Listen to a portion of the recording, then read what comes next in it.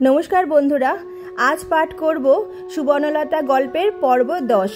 গল্প পাঠে আমি রত্না। বউরা যে কাছে পিঠে কোথাও আছে এটা মুক্তকেশী আন্দাজ করেছিলেন। ভেবেছিলেন ভালোই জানা হয়ে থাক, সামনে এসে তো আর প্রতিবাদ করতে পারবে না, আর প্রতিবাদ করবেই বা কী করে? বাপের বাড়ি যাবার সুযোগ পেলে তো বলতেই যাবে।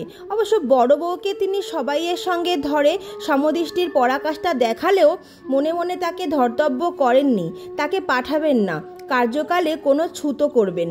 একযোগে সবাই চলে গেলে চলবে কেন? মুক্তকেশী কি গুরুগঙ্গা ছেড়ে এখন ছেলেদের অফিসের ভাত রাঁধতে বসবেন? বড় বউ গেলে অচল, যেদিকে জল পড়ে সেদিকে ছাতি ধরে সে।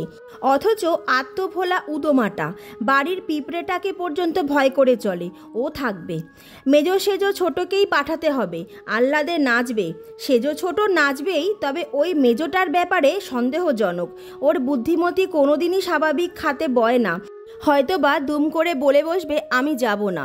বউদের এদিকে আসতে দেখেই মুক্তকেশী গম্ভীর চালে সলতে পাকাতে পাকাতে বসলেন। সলতে তো আর সংসারে কম লাগে না। ঘরে ঘরে হিসেব করলে কোনো না কোনো 10-12টা পিদ্দিম জ্বলে। কেরোসিনের চলন অন্য কোথাও যদি হয়েও থাকে, মুক্তকেশীর অন্দরে তার প্রবেশ নিষেধ। নতুন আলোর পক্ষপাতী নন মুক্তকেশী। গিরিবালা এসেই সুরয়ে গলায় বলে, ওসব রাখুন না মা, আপনি কেন কষ্ট করছেন? চলতে পাকাতে কেউ সময় না পায়, আমি পাকিয়ে রাখবো।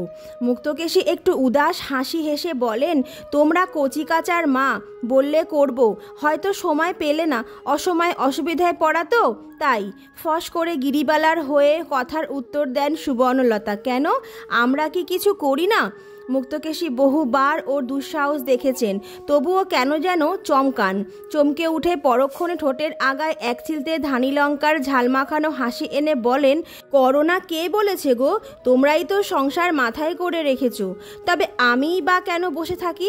দুটো সলতে পাকিয়ে যদি উপকার না করব, তো ছেলেদের ভাতগুলো খাবো কোন লজ্জায়? সুবর্ণলতা এতখানি রাগ প্রকাশের পরও বলে, এই আপনার রাগের কথা সে যাক, আমাদের বাপের বাড়ি পাঠাবার কি যেন একটা কথা হচ্ছিল। মুক্তকেশীর হাতের পীড়নে ছেঁড়া ন্যাকড়ার টুকরোগুলো কাঠির মতো কঠিন হয়ে উঠেছে, আরও কঠিন হয়ে উঠছে তার চোয়ালের মাংসপেশি। সেই মুখের উপযুক্ত নীরস স্বরেই বলেন তিনি, যাদের কাছে বলবার বলা হয়ে গেছে বাছা, এক কথা 5বার বলার সামর্থ্য আমার নেই। এত কঠিন হবার কোনো প্রয়োজন ছিল না, কিন্তু তবুও প্রয়োজন আছে। ওটাই তো আশ্রয়, ওটাই পা রাখবার জায়গা। নইলে কি আর সংসার পর্বতে চূড়োর ওপরে প্রতিষ্ঠিত থাকা যায়? ভয় দেখিয়েই সবাইকে পদানত করে রাখা। ভয় ভাঙা হলে চূড়ো থেকে গড়িয়ে পড়ে যেতে হবে কি না কে জানে। ভক্তির প্রশ্ন নিয়ে মাথা ঘামান না মুক্তকেশী। ভালোবাসার তো নয়ই, তবে তার মতে এই ভালো। শনি দেবতার পুজোয় উপচারে ত্রুটি করবার সাহস কারো হবে না। কঠিন মুখে সলতে পাকাতে থাকেন মুক্তকেশী। জলজ্যান্ত মানুষগুলো যে দাঁড়িয়ে আছে সে সম্পর্কে যেন চেতনাই নেই। জানেন এই মুখের সামনে সুবর্ণও কথা বলবার সাহস হবে না, অবশ্য বকুনির ভয়ে নয়, মানহানির ভয়ে। কথা বললে যদি সে কথার উত্তর না দেন মুক্তকেশী, সে অপমান যে সুবর্ণর কাছে মরণ তুল্য, সে কথা জানেন মুক্তকেশী। সে মরণ দিতে চানও মাঝে মাঝে, কিন্তু তার নিজের বাক্যযন্ত্রে বিশ্বাসঘাতকতা করে না বলে থাকতে পারেন না তিনি। বিন্দু আর গিরিবালা অনেকক্ষণ অপেক্ষা করলো বাপের বাড়ি যাবার প্রস্তাবটা পাকা করবার জন্য। কে বলতে পারে আবার মেজাজ ঘুরে যান কিনা গিন্নির। নিজেই তো মুক্তকেশী সব সময় বউদের বাপের বাড়ি যাওয়ার প্রতিবন্ধকতা করেন। এবারই বেড়ালের ভাগ্যে শিকে ছিঁড়েছে। এবারই মুক্তকেশী সুর বদলেছেন, এমন সুযোগ আবার না ফসকে যায়। ওরা তাই অনেকক্ষণ অপেক্ষা করলো কথা পাকা করতে, কিন্তু আপাতত সুবিধে হলো না। চলে গেল আস্তে আস্তে, চলে গেল সুবর্ণ। কিন্তু সে কি আস্তে আস্তে, সে কি আশায়? কিন্তু উল্টোপাল্টা সুবর্ণলতা সম্পর্কে যা ভেবেছিলেন মুক্তকেশী তাই হলো। সুবর্ণ ঠিকরে এসে বলল, আমি যাব না। প্রবোধও অবশ্য এই আশঙ্কা করেছিল এবং মনে মনে কণ্টকিতও হয়েছিল।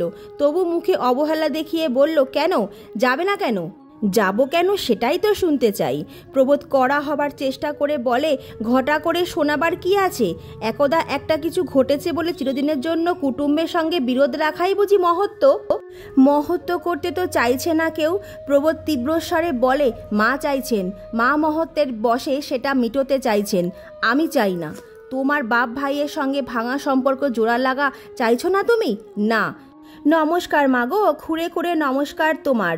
সুবর্ণ অন্যদিকে চেয়ে বলে, সে তো করছোই, রাত দিনই করছো, নতুন নয়। প্রবোধ গলাটা নরম করে কার্যোদ্ধার করবার চেষ্টা করে। মার কানে এই কথা কাটাকাটির আভাস গেলে তো আর রক্ষে নেই। অবশ্য মায়ের এই আকস্মিক খেয়ালটার কারণ সে বুঝতে পারছে না এবং এ খেয়ালে বিপন্ন হচ্ছে। ধারণা করতে পারছেন না এ হচ্ছে নির্বুদ্ধির ঢেকি নামধারিণী হেমাঙ্গিনীর। হ্যাঁ, হেমাঙ্গিনীই বলেছে, ওই দরজাল পরিবারকে তো তোর পেবো মাথায় করে নাচে। বলি, সদা সর্বদা অত দাপট সয়ে থাকিস কি করে? বউ তো এক দড়ি। মুক্তকেশী বলেছিলেন, কি করব বল, অসহ্য হলে বেটার বউকে লোকের বাড়ি পাঠিয়ে দেয়। আমার তো ওর বেলায় সে সুখ হবারও জো নেই। সদা সর্বদাই বুকের ওপর আগুনের মালসা নিয়ে বসে আছি। হেমাঙ্গিনী তখন এই পরামর্শ দিয়েছিল, বিরোধ মিটিয়ে ফেল, জিদ নিয়ে কি ধুয়ে জল খাবি? আর সত্যিই তো, তোর বেয়ানমাগি কুচরিত্রির তো নয়, কাশিতে আছে, শুনি নাকি ডাঁটের ওপর আছে, বাপের পয়সায় খায় না, খোট্টাদের ছেলে মেয়েকে বাংলা ইংরেজি পড়িয়ে মাইনে নেয়, সেই পয়সায় চালায়। তুই বাপু তোর মেজ বউয়ের বাপের বাড়িটাকে এবার যাতে তোল, তুইও দুদিন হাফ ফেলে বাঁচ, মহারানীও দুদিন বাপ ভাইয়ের ওপর দাপট করে আসুক। অতএব এই জাতে তোলার প্রয়াস, কিন্তু সেই প্রয়াসে যার বর্তে যাবার কথা সেই বাদী হচ্ছে, বলছে আমি চাই না। তার মানে মেয়ে মানুষ নয়, পাষাণী। প্রবোধকে অতএব অবাক হয়ে বলতে হয়, আশ্চর্য। সুবর্ণ তীক্ষ্ণ গলায় বলে, ও এইটুকুতেই আশ্চর্য হচ্ছ তুমি? তা হতে পারো, তোমাদের অসাধ্য কাজ নেই। তবে ভাবছি, এত বছর বিয়ে হয়েছে, বাপ ভাইয়ের চেহারা কেমন তা ভুলে গেছি। এখন উপযাজক হয়ে বউ পৌঁছে দিয়ে আসতে মাথা কাটা যাবে না তোমাদের? আজ তবে টানলাম এখানেই দাড়ি। তোমাদের সঙ্গে আমার আবার দেখা হবে আগামী পর্বে। ততক্ষণ প্রত্যেকে ভালো থাকো, সুস্থ থাকো, আর গল্প পাঠে কোনো ভুল ত্রুটি হলে আমি ক্ষমা প্রার্থী। নমস্কার।